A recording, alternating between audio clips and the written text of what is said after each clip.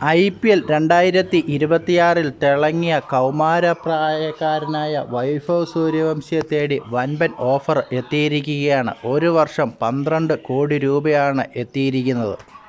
വൈഭവിന് കളിക്കാൻ ഉപയോഗിക്കുന്ന ബാറ്റ് ഒരു വർഷത്തേക്ക് കരാറിൽ ഏർപ്പെടുകയാണെങ്കിൽ 12 കോടി രൂപ സമ്മാനമായി നൽകാം എന്നാണ് പുതിയ കമ്പനിയുടെ വാഗ്ദാനം. അടുത്ത ഒരു വർഷത്തേക്ക് 12 കോടി രൂപയുടെ ബാങ്ക് ചെക്ക് നൽകാം എന്നാണ് കമ്പനി ഓഫർ വെച്ചിരിക്കുന്നത്.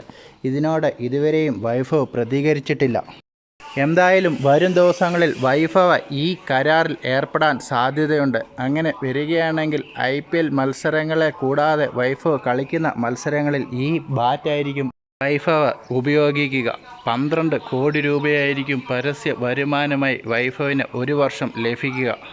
എന്തായാലും ഈ ഒറ്റ സീസൺ കൊണ്ട് തന്നെ വൈഭവിൻ്റെ തലവര മാറിയിരിക്കുകയാണ്.